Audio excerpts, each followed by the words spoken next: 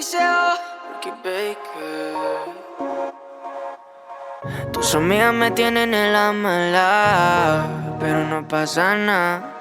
Tanto tiempo y tú interesada, sin comprarte Gucci, Louis, Prada, bebé, yeah. Cualquiera te costea, pero no te lo hacen como yo, yeah. Solo hablando conmigo te cambia la voz. Hace tiempo que no nos comemos, nos hablamos pero no nos vemos. Baby, hace tiempo que yo estoy pa' ti, y tú hace tiempo que ya estás pa' mí. Hace tiempo que no lo prendemos, nos hablamos pero no nos vemos. Baby, hace tiempo que yo estoy pa' ti, y tú hace tiempo que ya estás pa' mí. Cuando pongo una de Nicky me acuerdo de ti. Las noches son más largas y estoy sin ti. Y vamos pa'l party, después pa' tu habitación, tú bailando y un speaker. Piensas en mi bebé, aquí ni se presta ni se fía. Manden lo que quieren que ella es mía. Full en los DMs y confía que nadie como yo se lo haría. ¿Qué pasa, siervo? Que no entienden nada. No somos exclusivas pero solo me lo da. No queremos títulos más, disfrutar es la prioridad. Aunque pase el tiempo nunca cambiará. Llámame a las 9 a las 8 estaré allá. No queremos títulos más, disfrutar es la prioridad. Hace tiempo que no nos comemos, nos hablamos pero no nos vemos. Baby, hace tiempo que yo estoy pa' ti, y tú hace tiempo que ya estás pa' mí.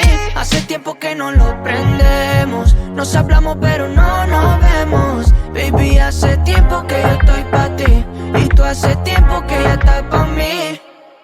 Tímida pero no es santa, tira esas cenizas al fuego, modélame minifalda. Tranqui que se la quito luego, pero callao, que eres un error que íbamos a cometer. No vamos a sellar, es solamente comerlo, pero se disfruta si se siente placer. Vamos a verlo. Nunca han visto mi lado, somos como Lego. Mejor si estamos pegados como la calle Tego. Yo mantengo ilusionado, sabes lo que quiero. Ese culito me ha buqueado, porque hace rato no lo pruebo.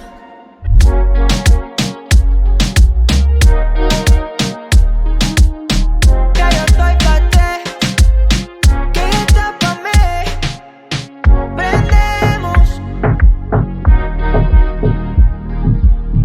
Que yo estoy pa' ti. N.I.C.O. Ricky Baker. Yeah.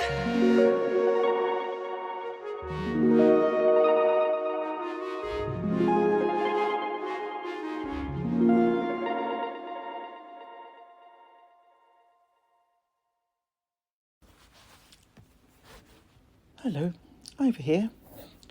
It's been a while. A couple of months, in fact. It is my hope to make at least one podcast a month, but I'm also working on other projects, most of which will become clearer next year. From now until the end of the year, there is a lot of Sussex-related projects underway. Along with new ventures, and above all else, I am protecting my health as much as I can. If I do not have reasonable health, I won't be able to complete projects underway at the moment. I did want to say one thing, though. Before we get into this next podcast, I feel proud of Sussex Global UK and its subscribers and members because we focus on topics relating to Harry and Meghan. In the last podcast, did you notice, whilst focusing on the themes emerging from the entries on the Archwell website, one of the themes we looked at, in summary, was the parent network. There were a few slides on each theme, and there were a few images and video clips. Detailed information was on the website, and now even more people now know about it, not least because even more detail has been added since we published the last podcast early in June. If you recall, I stated that I could see those groups working together. coming together on various themes and sharing expertise whilst learning new information along the way. I spotted a post on a social media platform from a team from the Responsible Tech Youth Power Fund supporting the parent network. Our discussions have been spot on. Watch in real time as the Archwell community grows in size and stature. You all should feel proud of your contributions via your feedback and commentary. We may be little, but we tallowa. Thank you, everyone. This week's podcast is entitled Let Them Eat Cake, episode 135. The outline of the podcast today. The first section of this podcast focuses on France, and in particular, two leading characters and their changing relationship with the population of France. The reason why I'm including aspects of the two leading characters in this tale is because they were leads in the last royal family to exist in France. And as we go through this podcast, I hope you pick up certain phrases and behaviours that are very similar and applicable to the UK royal family. I will touch upon a group of children who were adopted by the French royals and who were looked after alongside the children born to the royal family.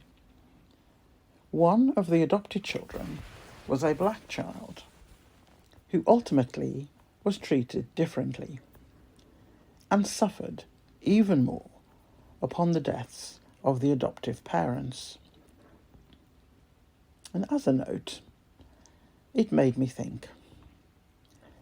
Archie and Lily will never be in the clutches of the UK royal family, because if anything happened to their parents, I am 100% certain that those children would be treated worse than any other children existing in that family, no matter if they were hundreds further down the UK royal food chain.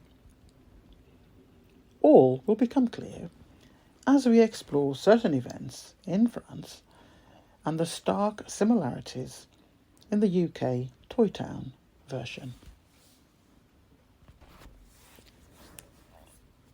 There are parallel situations which took place in France which tie in with much of the UK experience, and after 50 years of increased bold language used to describe certain sections of society by members of the top-tier societal group, i.e.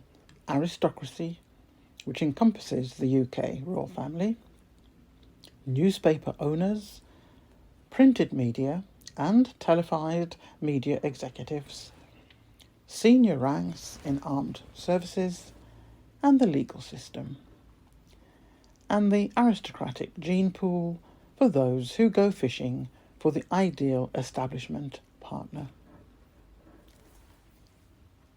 Unrest on UK streets and vandalism and destruction of property and assets owned or rented by businesses or private individuals is not and will never be described as protests. That is the top-tier societal group description used in all forms of media. But those of us who live in the real world describe it as rioting in the streets. As the podcast progresses, you will begin to see the similarities between France and the UK. Not in everything, but most definitely in terms of the mindset of the two royal families and the disconnect with the people of their nation. When the priority of the king or queen is the survival of the monarchy, before being concerned in any way of the plight of its people, and the slow realization of the people that is in fact the case, change begins to take place. And it will only take place when enough people on enough of societal tier groups recognise certain red flags. I will just summarise most of those stages, but all the links to detail on those and many other areas of interest are included in the reference sources in the article. There are behavioural traits that occurred in the French royal family, which by the end of this podcast, I hope you begin to pick up and identify with many members of the UK royal family, and also many of those I mentioned earlier, who are from the top societal group. You will learn who really said, "Let them eat cake," in case you do not know already, and the origin of the phrase. I believe that the UK royals live and breathe that philosophy, and have done so for quite some time. Austerity is not a concern. It is on an equal footing as racism for the top societal groups, and sadly, in many of the other societal tiers. The route map is already written, but not everyone has taken the time to read it in detail. But all will come to know it very well indeed. Every royal family which no longer exists in any part of the world ceased existence either by elections taking place and being voted out, or via revolution, where some left their country to find refuge in other nations elsewhere, or some stepped down and stepped back from public life. Others were executed. Never forget, the UK royal family forced members of their own family living in another country to stay in their homeland, and who eventually were assassinated. Never forget what I said earlier. The priority of the UK royal family is for the monarchy to survive, and includes even if relatives of theirs have to die elsewhere.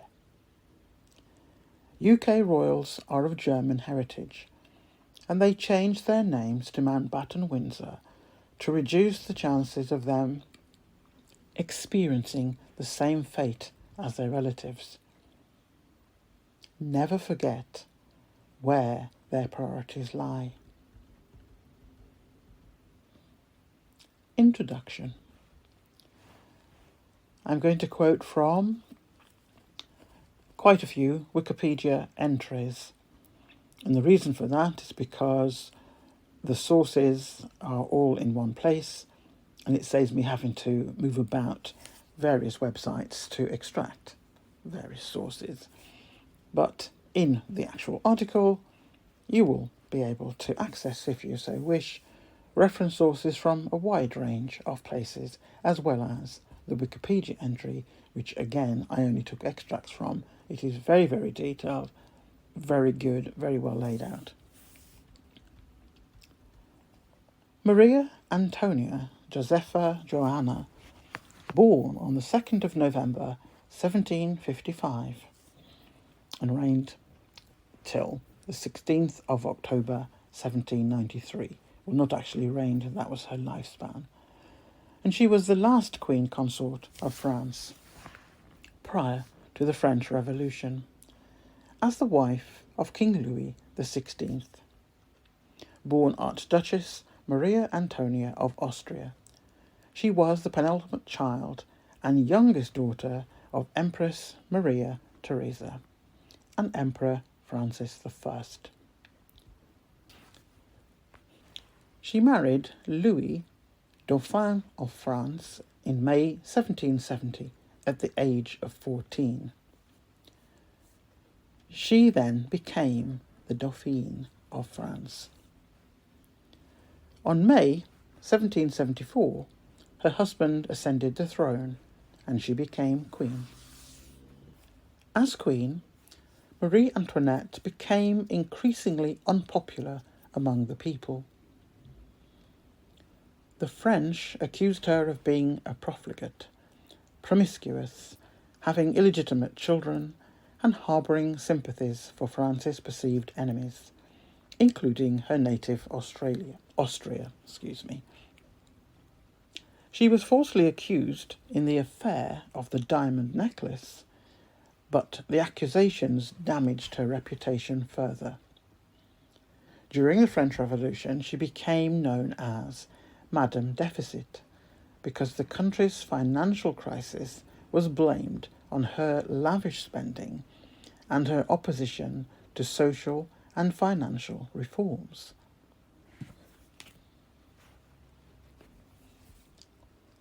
Several events were linked to Marie Antoinette during the Revolution, after the government placed the royal family under house arrest in the Tuileries Palace in October 1789.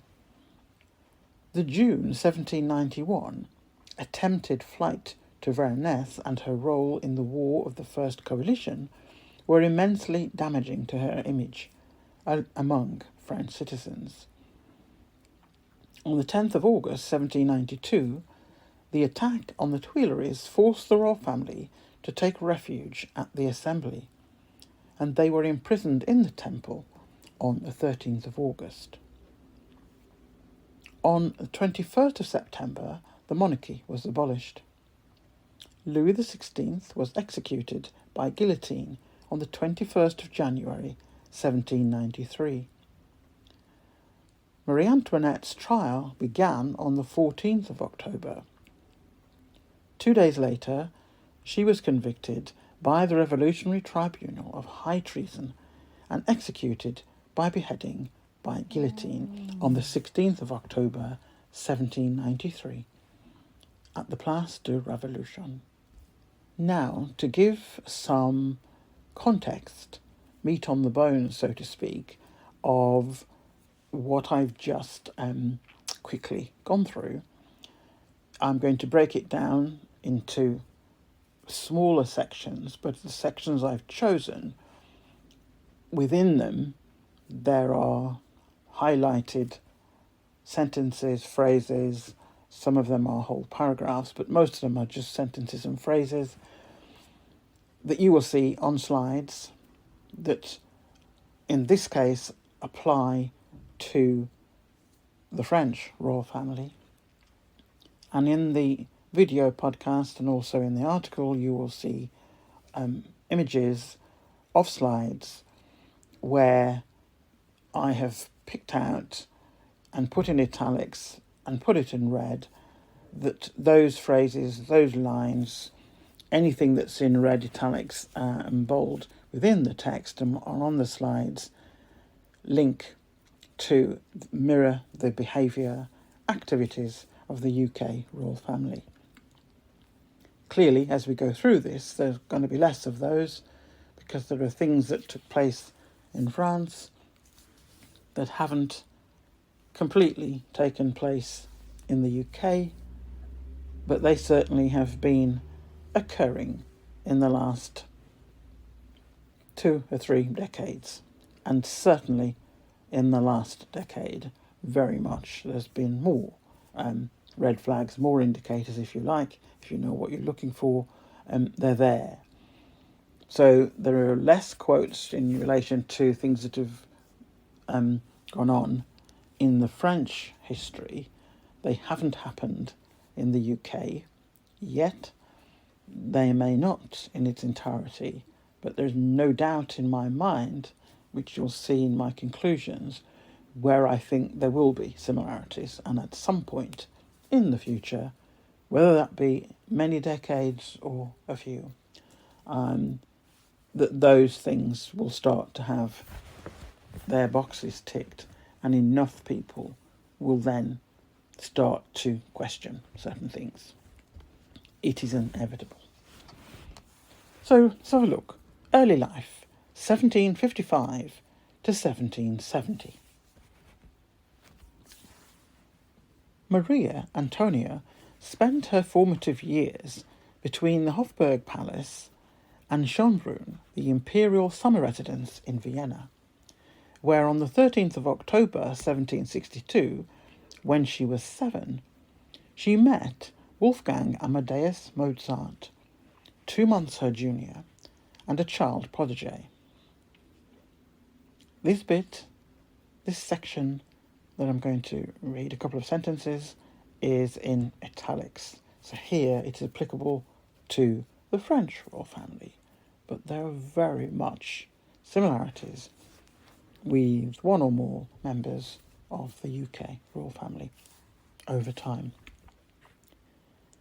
Despite the private tutoring she received, the results of her schooling were less than satisfactory. At the age of 10, she could not write correctly in German, or in any language commonly used at court, such as French or Italian, and conversations with her were stilted. End of italics. Under the teaching of Christopher Wilbade Gluck, Maria Antonia developed into a good musician. She learned to play the harp, the harpsichord, and the flute. She sang during the family's evening gatherings, and she was known to have had a beautiful voice. She also excelled at dancing and had exquisite poise and loved dolls. Following the 7 Years' War and the diplomatic revolution of 1756, Empress Maria decided to end hostilities with her longtime enemy, King Louis XV of France. Their common desire to destroy the ambitions of Prussia and Great Britain, and to secure a definitive peace between their respective countries, led them to seal their alliance with a marriage. On the 7th of February 1770, Louis XV formally requested the hand of Maria Antonia for his eldest surviving grandson and heir, Louis Auguste, Duke of Berry and Dauphin of France. Upon the death of Louis XV, on the 10th of May 1774, the Dauphin ascended the throne as King Louis XVI of France and Navarre, with Marie Antoinette as his queen consort. At the outset, the new queen had limited political influence with her husband, who, with the support of his 2 most important ministers, Chief Minister Maupas and Foreign Minister Vergennes, blocked several of her candidates from assuming important positions. The Queen did play a decisive role in the disgrace and exile of the most powerful of Louis XV's ministers. On the 24th of May 1774, 2 weeks after the death of Louis XV, the king gave his wife the Petit Trianon, a small chateau on the grounds of Versailles that had been built by Louis XV for his mistress, Madame de Pompadour. Louis XVI allowed Marie Antoinette to renovate it to suit her own tastes. Soon rumours circulated that she had plastered the walls with gold and diamonds. The Queen spent heavily on fashion, luxuries and gambling, though the country was facing a grave financial crisis and the population was suffering. Rose Bertin created dresses for her and hairstyles up to 3 feet high, and the panache, a spray of feather plumes. She and her court also adopted the English fashion of dresses made of indienne, a material banned in France from 1686 until 1759 to protect local French woolen and silk industries, percale and muslin. As a result of all these fashion activities, Marie Antoinette presided over one of the most important and fashionable courts in history, and she was dominant over all the other ladies of the court. As for her bearing and appearance, the Queen was very majestic and charismatic in spite of the fact that she gained a lot of weight over the years due to her many pregnancies. By the time of the Flower War of 1775, a series of riots due to the high price of flour and bread had damaged her reputation among the general public. Eventually, Marie Antoinette's reputation was no better than that of the favourites of previous kings. Many French people were beginning to blame her for the degrading economic situation, suggesting the country's inability to pay off its debt was the result of her wasting the crown's money. In her correspondence, Marie Antoinette's mother, Maria Theresa, expressed concern over. As early as 1774, Marie Antoinette had begun to befriend some of her male admirers, and also formed deep friendships with various ladies at court. Most noted was Marie Louise, related to the royal family through her marriage into the Ponthièvre family. On the 19th of September 1774, she appointed her superintendent of her household, an appointment she soon transferred to her new favourite, the Duchess of Polignac. Marie Antoinette's second pregnancy ended in a miscarriage early in July 1779, as confirmed by letters between the Queen and her mother. Her third pregnancy was affirmed in March 1781, and on the 22nd of October she gave birth to Louis-Joseph Xavier Francois, Dauphin of France. Empress Maria Theresa, Marie Antoinette's mother, died on the 29th of November 1780 in Vienna. Marie Antoinette feared that the death of her mother would jeopardize the Franco-Austrian alliance, as well as ultimately herself. But her brother, Joseph II, Holy Roman Emperor, wrote to her that he had no intention of breaking the alliance. Next heading: Declining popularity, 1782 to 1785. Despite the general celebration over the birth of an heir, Marie Antoinette's political influence, such as it was perceived to greatly benefit Austria. During the Kettle War, in which her brother Joseph attempted to open the Scheldt River for naval passage, Marie Antoinette succeeded in obliging Vergennes to pay huge financial compensation to Australia. Excuse me again for a second time. To Austria. Finally, the Queen was able to obtain her brother's support against Great Britain in the American Revolution, and she neutralized French hostility to his alliance with Russia. In 1782, after the governess of the royal children went bankrupt and resigned, Marie Antoinette appointed her favourite, the Duchess of Polignac, to the position. This decision met with disapproval from the court, as the Duchess was considered to be of too modest origins to occupy such an exalted position. In contrast, both the King and the Queen trusted Madame de Polignac completely, gave her a 13-room apartment in Versailles, and paid her well. The entire Polignac family benefited greatly from royal favour in titles and positions, but its sudden wealth and lavish lifestyle outraged most aristocratic families, who resented the Polignacs' dominance at court, and also fueled the increasing popular disapproval of Marie Antoinette, mostly in Paris. De Mercy wrote to the Empress, "It is almost unexampled that in so short a time the royal favour should have brought such overwhelming advantages to a family."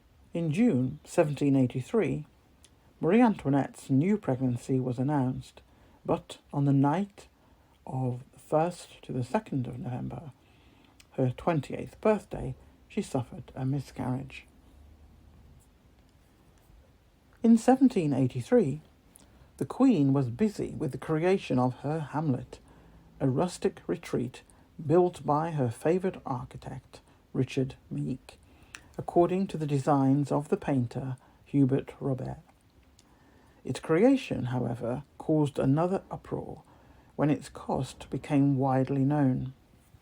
However, the Hamlet was not an eccentricity of Marie Antoinette. It was en vogue at the time for nobles to have recreations of small villages on their properties. In fact, the design was copied from that of Louis Joseph, Prince of Condé. It was also significantly smaller and less intricate than many other nobles. Around this time, she accumulated a library of 5,000 books.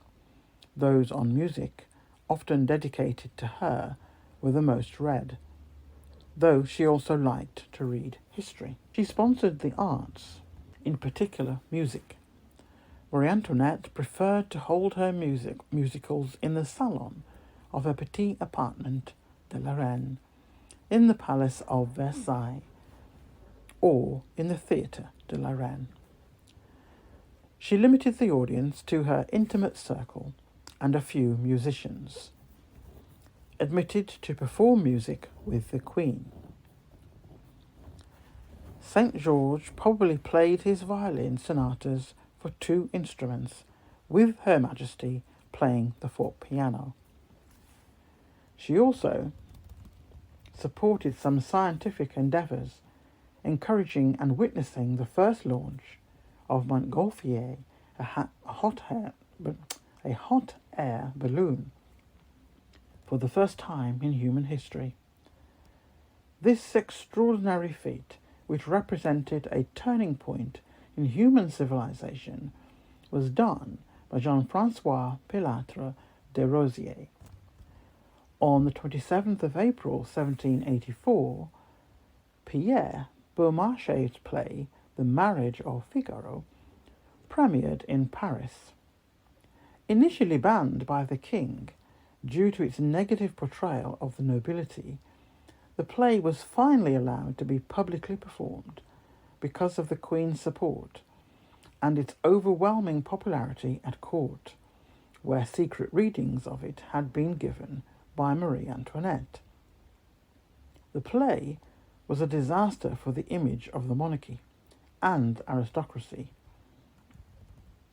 It inspired Mozart's The Marriage of Figaro, which premiered in Vienna on the 1st of May, 1786. On the 27th of March, 1785, Marie Antoinette gave birth to a second son, Louis Charles, who bore the title of Duke of Normandy.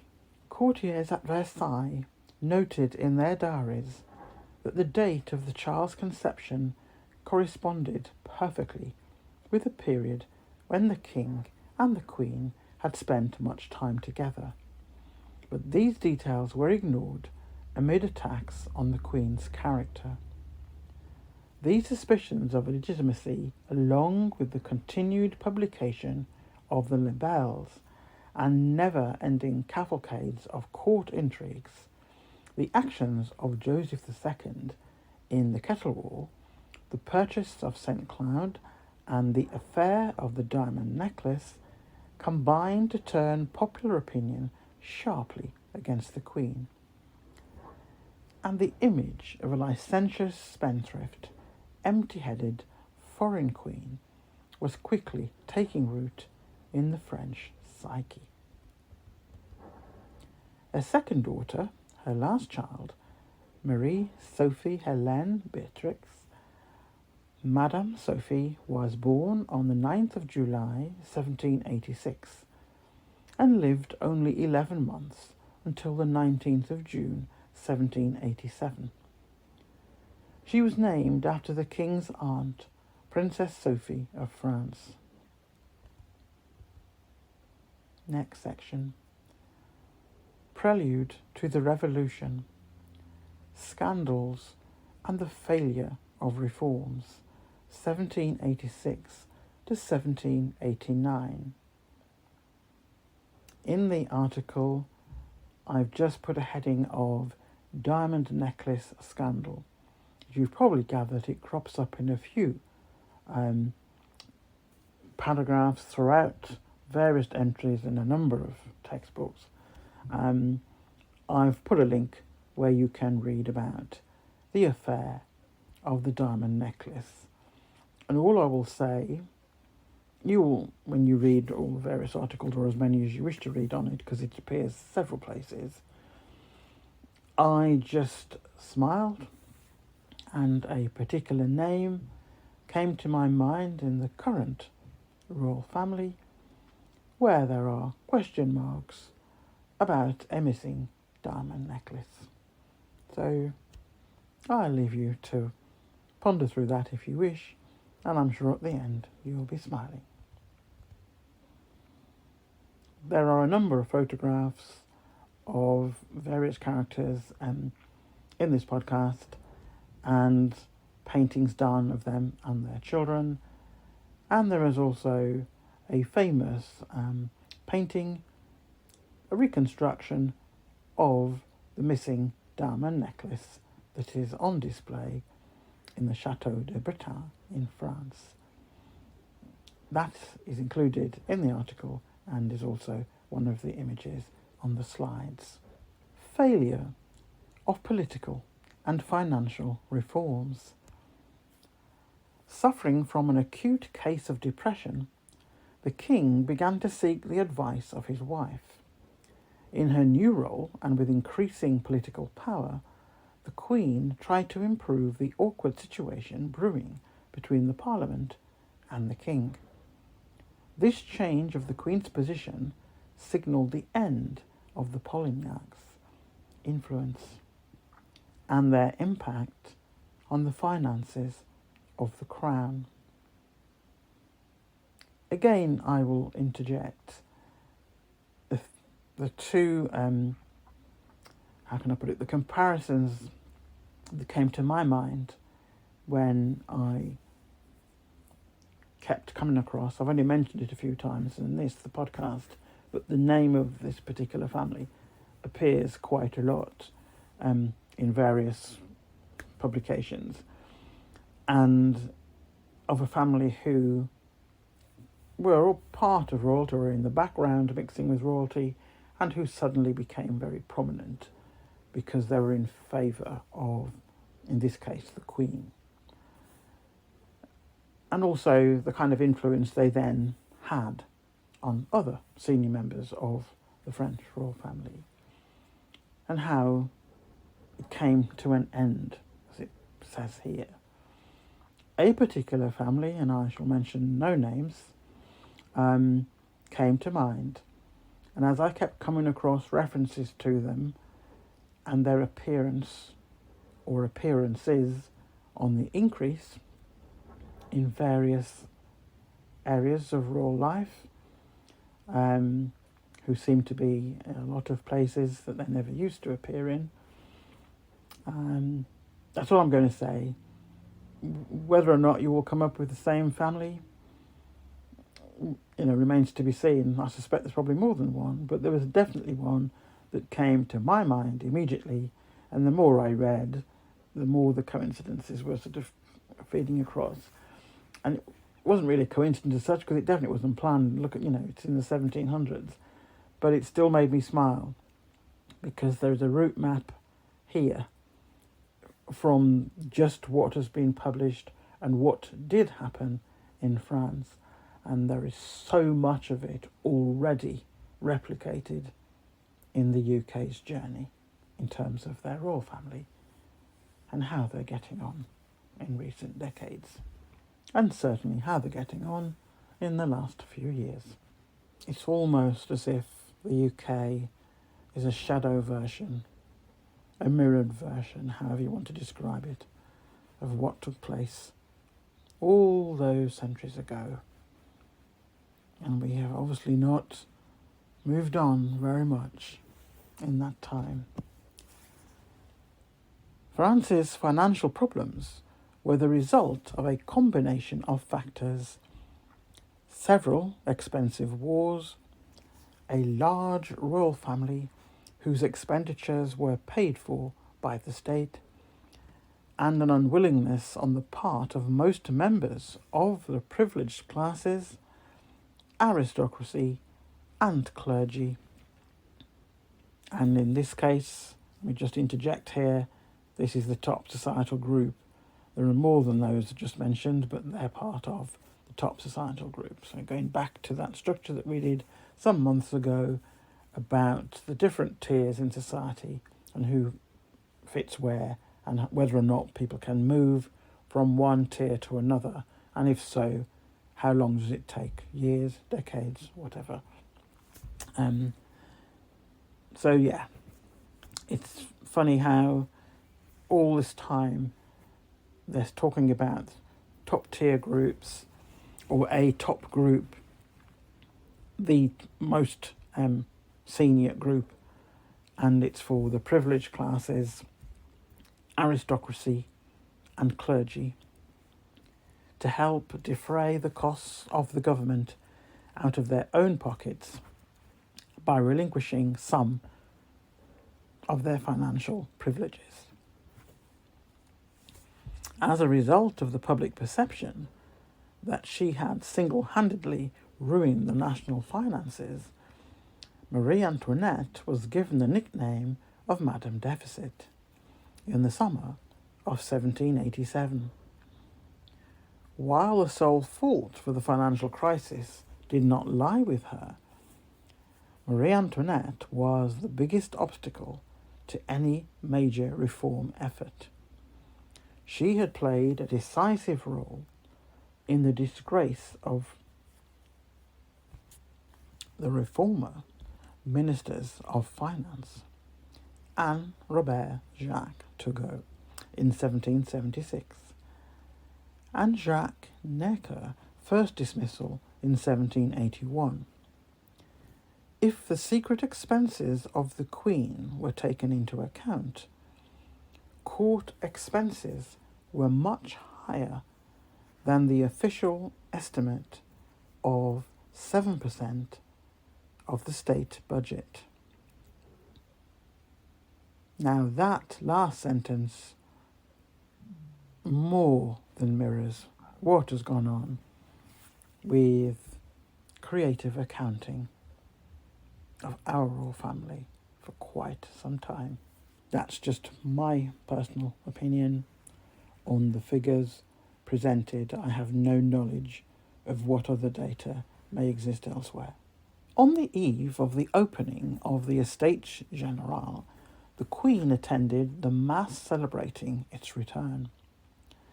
As soon as it opened on the 5th of May, 1789, the fracture between the democratic Third Estate, consisting of bourgeoisie and radical aristocrats, and the conservative nobility of the Second Estate widened, and Marie Antoinette knew that her rival, the Duke of Orleans, who had given money and bread to the people during the winter, would be acclaimed by the crowd, much to her detriment.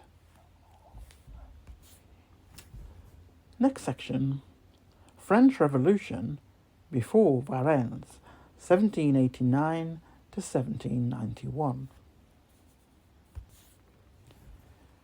The situation escalated on the 20th of June as the Third Estate, which had been joined by several members of the clergy and radical nobility, found the door to its appointed meeting place closed by the order of the king.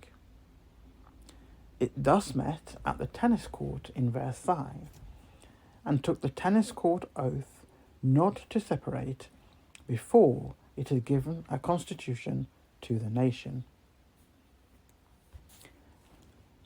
I will just say quickly here, just from those 3 lines, that when you look at all of this as one complete entity, one piece of information around the royal family, you will see different groups brought into the narrative, joining with other groups that already existed in particular tiers of society. So over time, more and more people that feature in whatever part of that societal tier they belong, not just by the short summary in this podcast, but if you were to go delving into the history and the various groups who come on board at different points in history, goes back to the point that I said before, months before, about it's not enough for one group, 2 groups from a particular tier in society to express their concerns about whatever the topic, in this case, royalty, and expect things to happen overnight. It just can't. You need to have people on all those levels. The more groups of and professions within each of those tiers is what gives it strength and gives it credibility, because it's people coming from a different point of view, but their combined concerns and their combined experiences within their own professions and their own sort of part they play in society as a combination forms that movement. We are not at that stage in the UK. We may have people in most tiers, but we don't have lots of groups in each of those tiers yet, because they haven't been impacted in a negative way. So those who are benefiting from having a monarchy have no reason to try and change things, and others who don't feel impacted negatively or otherwise by a monarchy, they exist, but it doesn't really matter whether they do or not. To them, it doesn't impact them, or that is their belief. So until or if those factors change, we will continue. But all I will say is that over centuries in this case, but definitely over decades, there are more and more groups in particular tiers who are now thinking, could there be something here that I need to look at closely, or closer than I do now? So we're at that stage, and there are a lot of groups in the top tier who are of the same mind that they are there to protect the monarchy and certain other establishments, because they form, if you like, the pillars of what they see as UK society. So you're not going to remove one of those pillars because it will bring the others down. So it's all about each of them scratching each other's back and keeping everything going. That, again, is my personal opinion.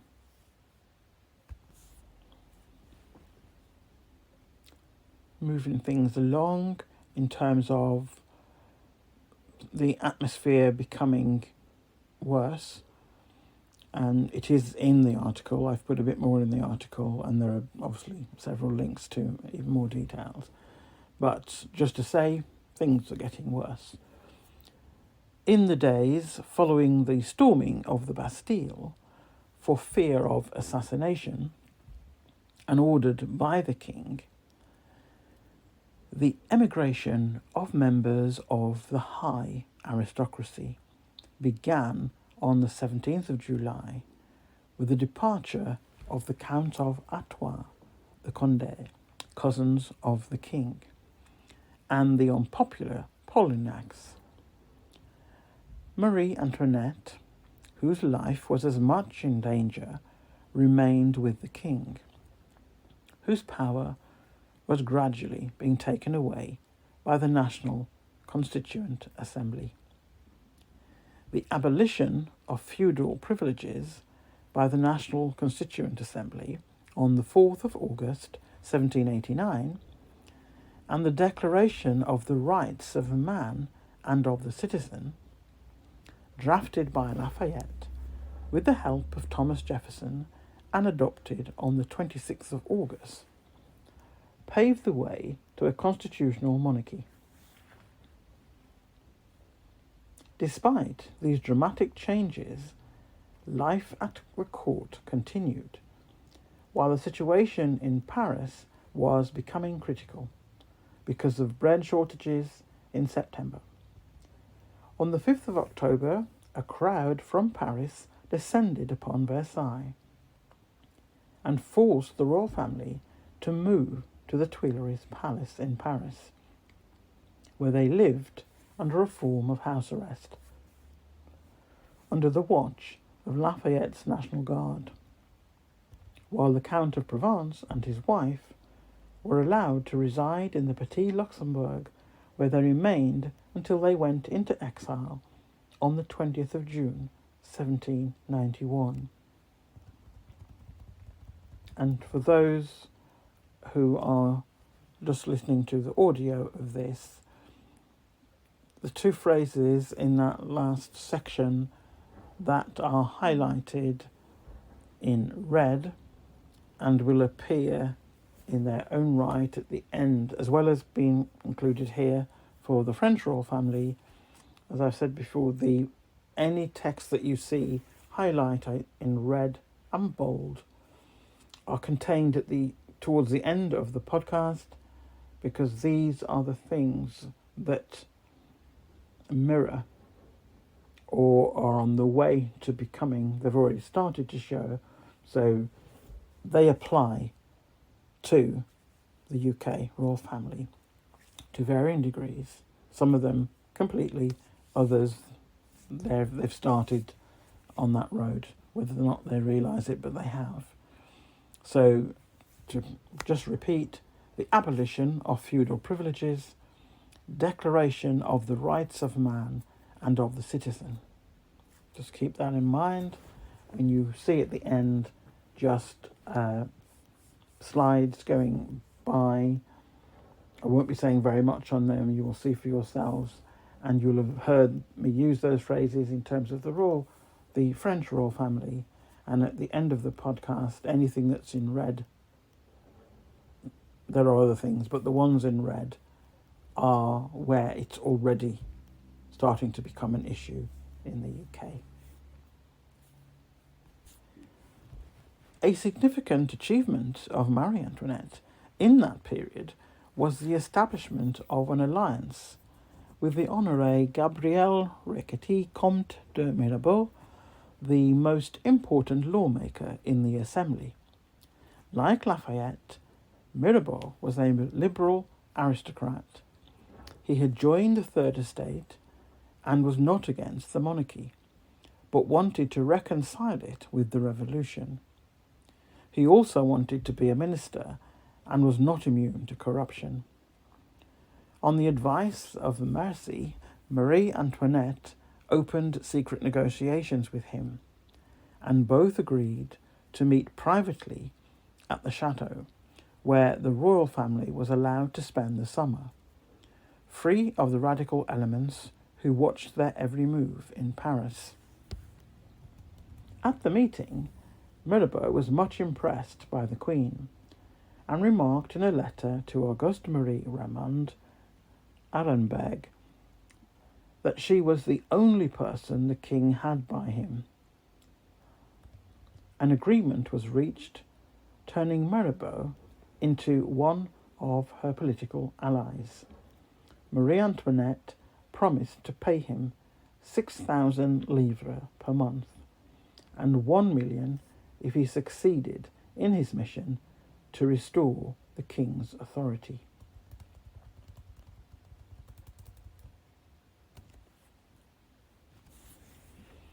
Next small section, civil constitution of the clergy. Religion played an important role in the life of Marie Antoinette and Louis XVI, both raised in the Roman Catholic faith.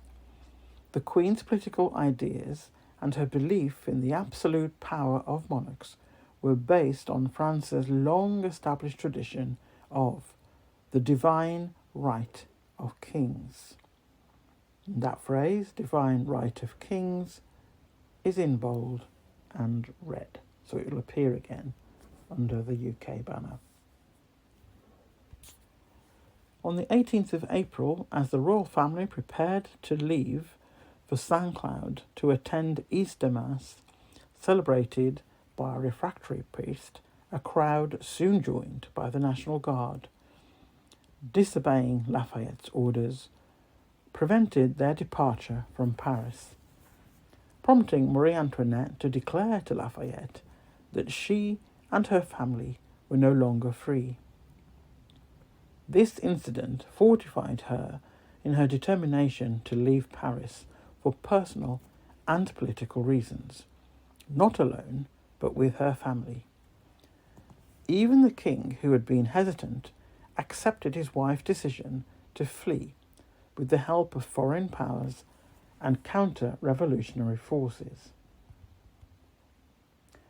Fersen and Bretou, who represented her in the courts of Europe, were put in charge of the escape plan, while Marie Antoinette continued her negotiations with some of the moderate leaders of the French Revolution.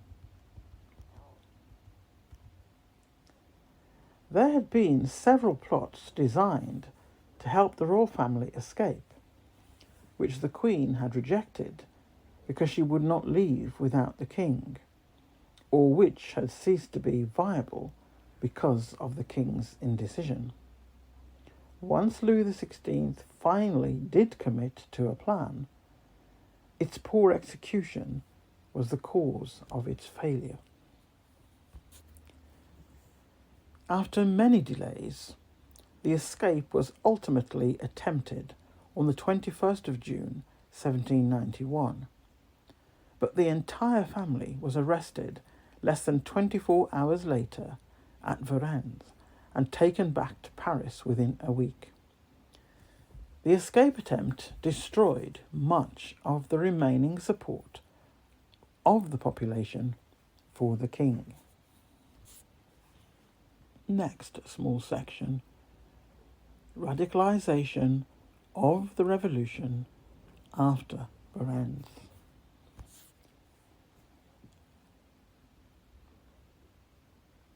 Upon Leopold's death in 1792, his son, Francis, a conservative ruler, was ready to support the cause of the French royal couple more vigorously because he feared the consequences of the French Revolution and its ideas for the monarchies of Europe, particularly for Austria's influence in the continent.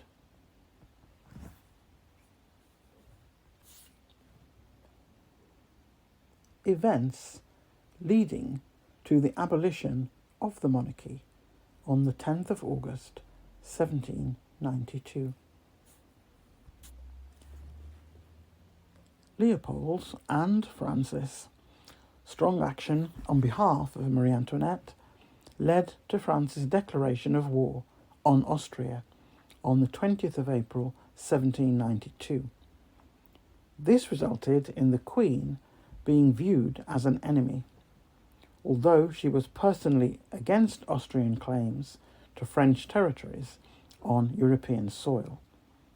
That summer, the situation was compounded by multiple defeats of the French Revolutionary Army by the Austrians, in part because Marie Antoinette passed on military secrets to them. In addition, at the insistence of his wife, Louis vetoed several measures that would have further restricted his power, earning the royal couple the nicknames Monsieur Veto and Madame Veto, nicknames then prominently featured in different contexts, including Le Carmagnole.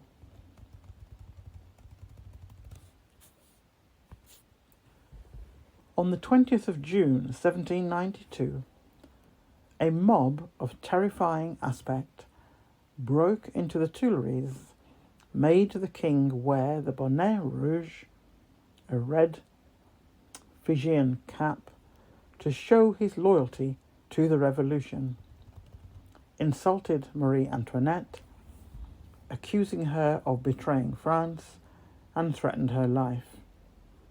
In consequence, the Queen asked Versailles to urge the foreign powers to carry out their plans, to invade France, and to issue a manifesto in which they threatened to destroy Paris if anything happened to the royal family. The Brunswick Manifesto, issued on the 25th of July 1792, triggered the insurrection of the 10th of August, when the approach of an armed mob on its way to the Tuileries Palace forced the royal family to seek refuge at the Legislative Assembly. 90 minutes later, the palace was invaded by the mob, who massacred the Swiss guards. On the 13th of August, the royal family was imprisoned in the tower of the temple in the Marais, under conditions considerably harsher than those of their previous confinement in the Tuileries.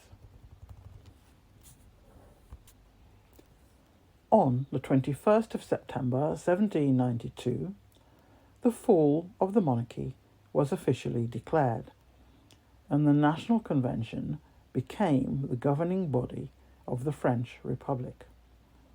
The royal family name was downgraded to the non-royal Capet.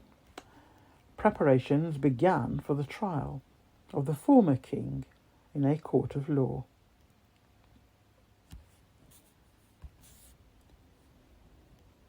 Charged with treason against the French Republic, Louis XVI was separated from his family and tried in December.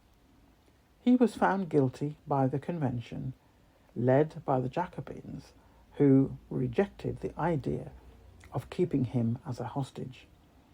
On the 15th of January 1793, by a majority of 6 votes, he was condemned to death by guillotine and executed on the 21st of January 1793. Marie Antoinette in the Temple.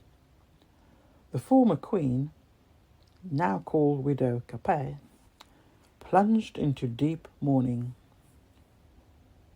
She still hoped her son, Louis Charles, whom the exiled Count of Provence, Louis XVI's brother, had recognised as Louis XVI's successor, would one day rule France. The royalists and the refractory clergy, including those preparing for the insurrection, supported Marie Antoinette and the return to the monarchy. Throughout her imprisonment and up to her execution, Marie Antoinette could count on the sympathy of conservative factions and social religious groups which had turned against the revolution, and also on wealthy individuals ready to bribe Republican officials to facilitate her escape. These plots all failed. While imprisoned in the Tower of the Temple, Marie Antoinette, her children, and Elizabeth were insulted, some of the guards going as far as blowing smoke in the former Queen's face. Strict security measures were taken to assure that Marie Antoinette was not able to communicate with the outside world. Despite these measures, several of her guards were open to bribery, and a line of communication was kept with the outside world.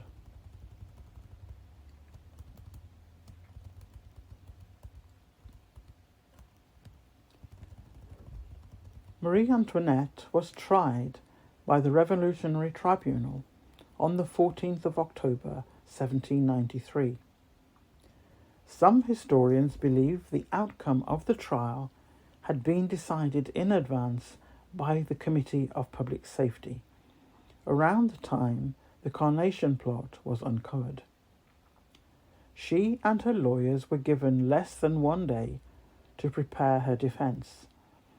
Among the accusations, many previously published, were orchestrating orgies in Versailles, sending millions of livres of treasury money to Austria, planning the massacre of the National Guards in 1792, declaring her son to be the new King of France, and incest, a charge made by her son, Louis Charles, pressured into doing so by the radical Jacques Hébert, who controlled him.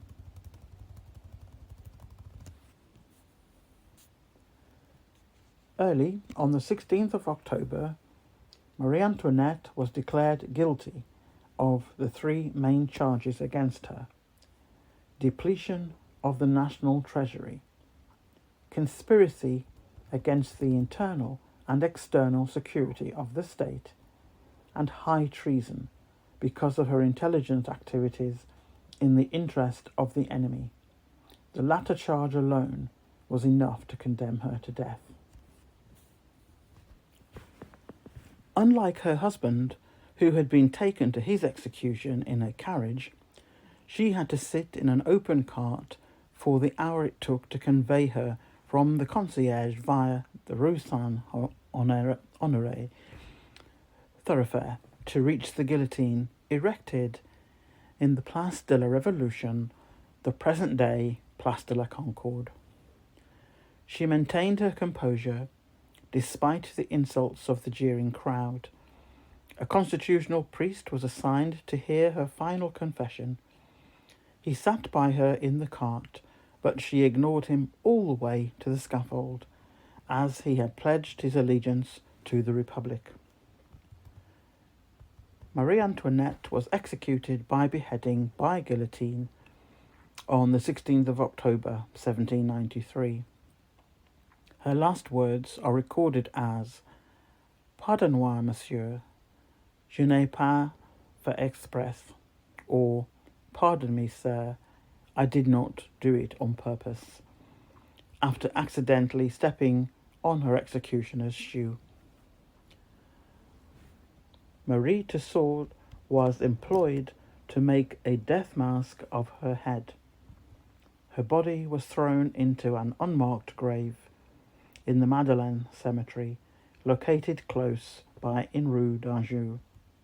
Because its capacity was exhausted, the cemetery was closed the following year on the 25th of March, 1794. A heading of legacy. For many revolutionary figures, Marie Antoinette was a symbol of what was wrong with the old regime in France. The onus of having caused the financial difficulties of the nation was placed on her shoulders by the Revolutionary Tribunal. And under the new republican ideas of what it meant to be a member of a nation, her Austrian descent and continued correspondence with the competing nation made her a traitor. The people of France saw her death as a necessary step forward towards completing the revolution. Furthermore, her execution was seen as a sign that the revolution had done its work. Long after her death, Marie Antoinette remains a major historical figure linked with conservatism, the Catholic Church, wealth, and fashion. She has been the subject of a number of books, films, and other media. Politically engaged authors have deemed her the quintessential representative of class conflict, Western aristocracy, and absolutism. Some of her contemporaries, such as Thomas Jefferson, attributed to her the start of the French Revolution. Similarities between France before Revolution and the UK, with growing unrest between country and monarchy. You will see towards the end of the video podcast slides containing text in bold, in red font, and in italics, and they are lifted from sections of the narrative around the French royal family, and there's a heading before you move on to those slides, and also you will see it in the article. There's a heading, and then those slides will appear in relation to UK royals, and the heading that goes before it is UK royals twinning with French royals, i.e. falling popularity and the reasons why. I'm not going to read through them all in this podcast. I'm just going to show some of the slides with some of the phrases which I believe mirror what the situation was with France, but the article will have all of the slides containing all of the elements that are in red font and in italics that are very much mirroring what took place in the 1700s with the French royals. So there's no need for me to repeat them all here. You'll see them. They're there for reference. I'm not saying you read them from cover to cover, but they're there for reference. And I think as things develop over the coming years with our current royal family, I don't believe it's going to be many decades, let alone centuries. I am sure that each of these phrases that I've highlighted one by one, you'll look at those and think, yeah, that's happening, or yeah, we're well into that now, or yeah, that's coming to a conclusion. So over time, it's mirroring France, and I've no doubt that the UK, like any other country, will have its own indicators to add to it that are new, that have not gone on before. But there are many, many similarities. Much as I did cover this in studies and exams many decades ago, going through it again about French royalty, and in particular this couple, did make me immediately start to make comparisons with the UK royals, which I clearly didn't do when I was a teenager doing exams on this at the time. But I remembered certain parts of it, and I thought, you know what, to do with the let them eat cake phrase, I thought, let me just sort of go back and have a look and see what's out there. And it was instant for me in terms of a useful comparison, albeit many, many years apart, many centuries apart, but in terms of a monarchy and its popularity, and a monarchy and that same monarchy now falling out of favour. And that's happened to so many royal families over the years, and for the few that are remaining, they're going to go through a similar process. There's no doubt whatsoever in my mind about that. And each of them will no doubt, as I said, add on indicators that are applicable just to them.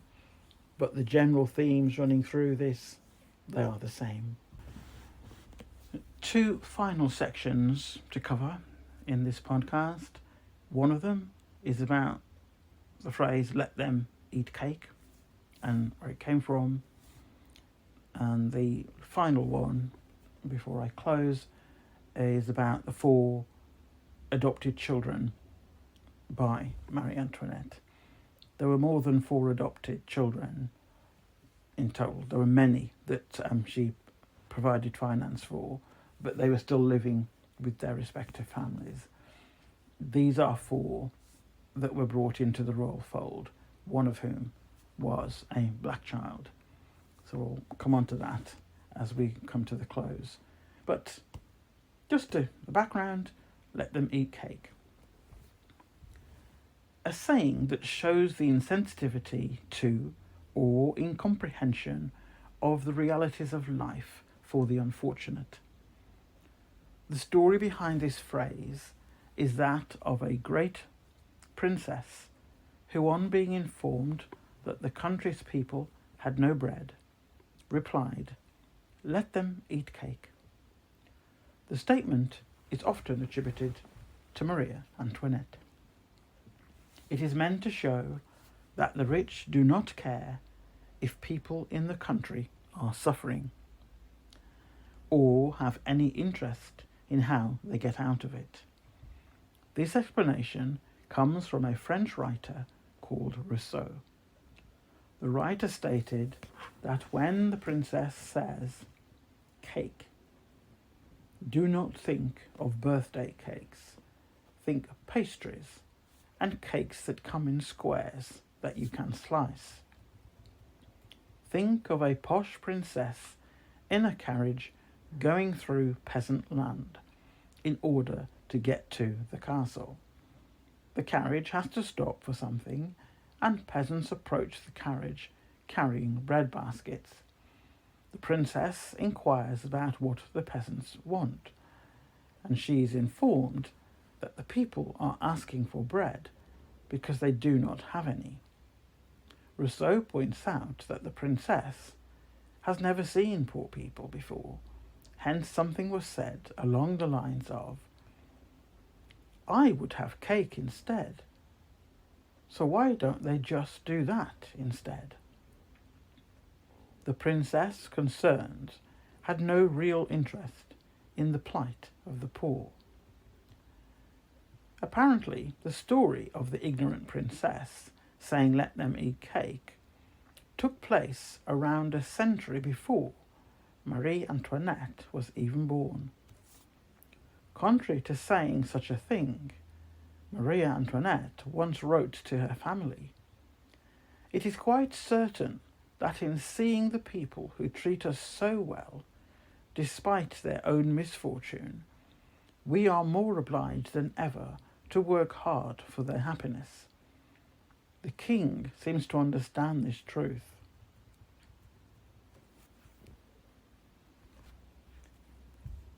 Whilst it was true in terms of the love of opulence, Marie Antoinette had a love for children, and she became quite involved with a number of children whose parents, usually staff or people known to the staff, were struggling financially. The Queen often paid for their education scholarships and made sure that the families concerned lived in decent standard accommodation. These children were regarded like distant adopted children who were cared for whilst the Queen was alive. The Queen also adopted 4 other children, all of whom lived in royal accommodation and were dressed accordingly and received the very best of education. One of those 4 children was a young black child. Here are a few lines as to what happened to these children post-death of the Queen and the ending of any monarchy in France. These are direct extracts from a publication in France entitled The Good Life. During the Revolution, the royals were forced to leave Versailles and put under house arrest at the Tuileries Palace in Paris. Marie Antoinette still took care of her adopted children and apparently adopted more during this time. even when she was in prison, and knew her days were numbered. She is said to have asked the guards to try to find news about the welfare of her extended family. Here are the stories of the 4 children who lived with the Queen. First one, Armand. In 1776, when Marie Antoinette was out for a carriage ride, a little boy of 4 or 5 years old dashed out in front of the horses and was almost killed. Though unharmed, he screamed in fear, and his grandmother came running and told the Queen that the boy's mother had just died and left 4 children in her care. The Queen immediately said, "I will adopt them." She took the little boy to the palace and paid for the support of the others. The boy, Francois Michel Garnier, was called Jacques by his family. When he was taken to Versailles, the Queen renamed him Armand. He was always a difficult child, and the grandmother even tried to warn the Queen, telling her that Jacques was a very naughty boy. It turns out that Grandma was right. When the revolution erupted, the teenaged Armand turned against his adoptive family and joined the revolutionaries. He died in 1792. Ernestine. In 1778, the first royal baby was born. A girl named Marie Therese Charlotte was titled Madame Royale. The Queen brought in a companion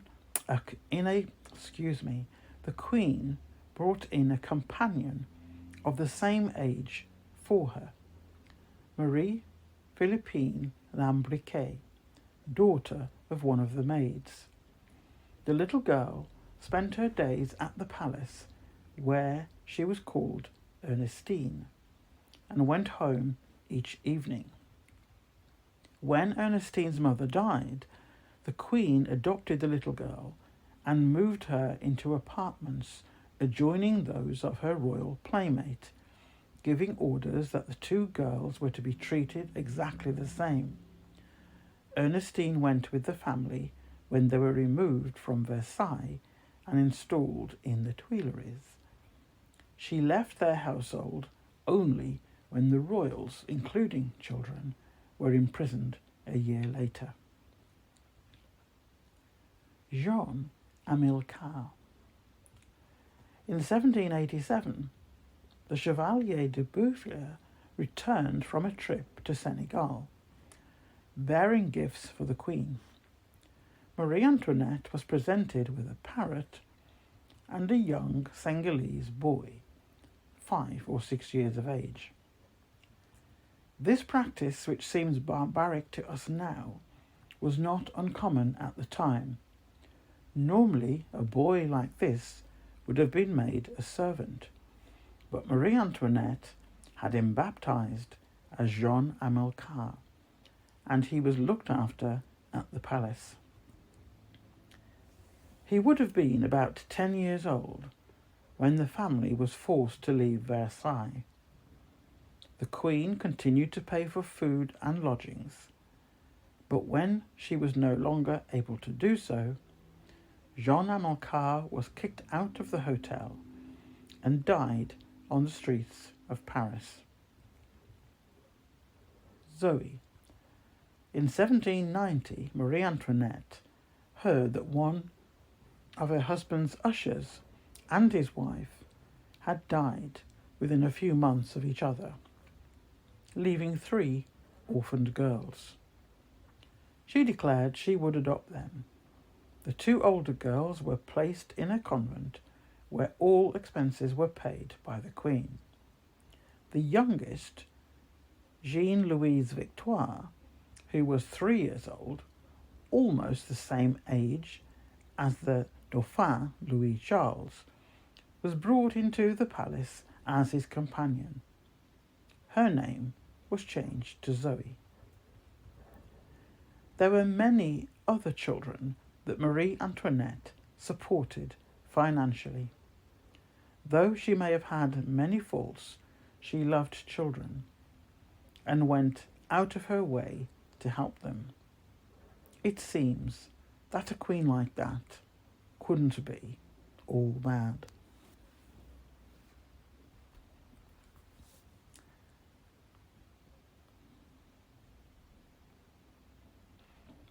That's the end of this month's podcast.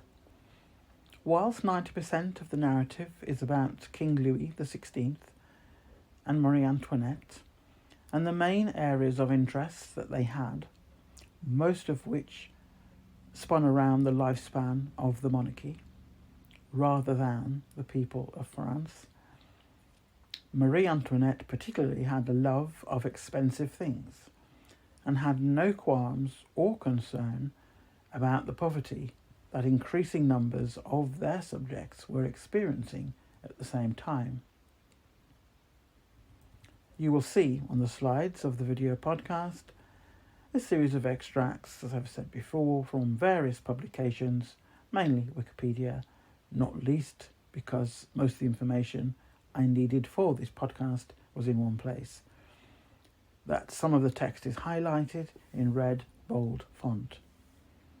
Make a mental note of the general point being made in those red fonts. The reason for this is linked to the British royal family and the notion of the UK continuing to have a monarchy.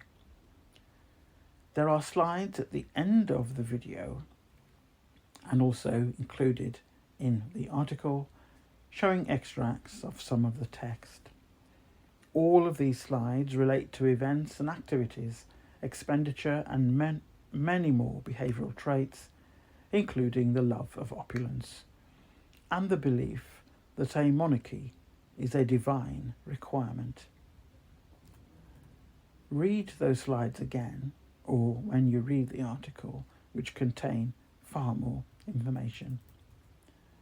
Surrounding those slides and images that you will see, I hope you can see the clear parallels between both royal families in terms of how the monarchy lasted as long as it did in France and had to happen, which led to no other way out than the removal of a monarchy construct. My personal opinion has always been that until most, if not all, the people in the various societal level groups express their concerns about the falling quality of life and how even those who are working are going without basic things in life, whilst the higher societal groups have become better off. Those societal levels who are just about holding their heads above water appear not to want to rock the boat, and as a result, the UK continues to circle the drain of society. If you look at the various groups who protested about the falling standard of living in France over many years, alongside the increased expenditure on their monarchy, you will be able to see that most groups within each societal tier suffered to the point that they were left with no choice but to end the monarchy as a construct in France. If the day ever comes where enough groups within each tier recognise the signs, the red flags are there in the UK, but have yet to impact a wider span of groups in most societal tier levels, then the same will happen with all royal families remaining, including the UK. As stated at the beginning, royal families have disappeared either by an election process or a revolutionary type movement or by end of life. the UK monarchy remains because there are still sufficient people who benefit from their existence. The rest of the population are invested in having a figurehead family which gives the impression that the country is reasonably affluent. In the last 14 years, the evidence base is growing that belief is mere fantasy. And as soon as a wider range of professions in each or most of the societal tiers, things will change. No doubt about that at all. That's the end of this podcast. The article will be published the following Monday, and a link placed in a pinned comment under the video itself. It's bye from me. Bye from Ivy. Bye.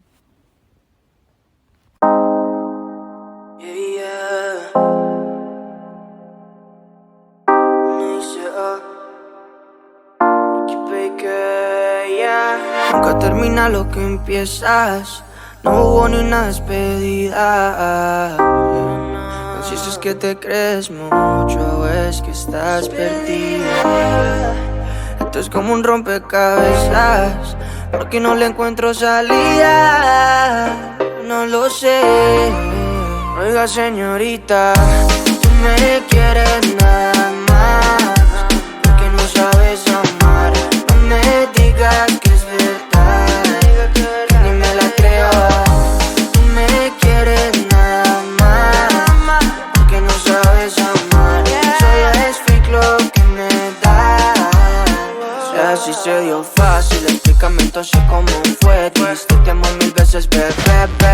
Pero baby, no fuimos los dos, solo fuiste tú y a quien se viró. Nadie sabe lo que siento, mujer. Rompiste una promesa en un atardecer. Aunque no hubo disputa, tú lo sabes, bebé. Que de un corazón roto nadie se siente bien, yeah. Y tranquila, queda esto. Ya amamos, nadie se muere. Ya sin ti me va más bien. Oiga, señorita, tú me quieres nada más, porque no sabes amar. No me digas que es verdad, que ni me la creo. Tú me quieres nada más, porque no sabes amar.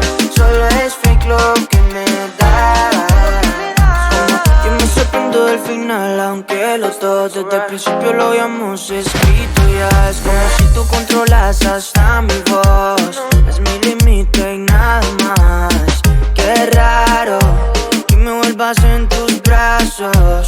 Baby, solo quieres más, oh. Es que no quiero un pedazo, solo quiero todo. Nunca termina lo que empiezas. No hubo ni una despedida. Termina lo que empieza, te crees mucho, es que estás perdida. Esto es como un rompecabezas, porque no le encuentro salida. No lo sé. Oiga, señorita, tú me quieres nada más, porque no sabes amar. No me digas que es verdad, que ni me la creo. Tú me quieres nada más, porque no sabes amar. Solo es fake lo que me das, yeah. Nice, Ricky Baker.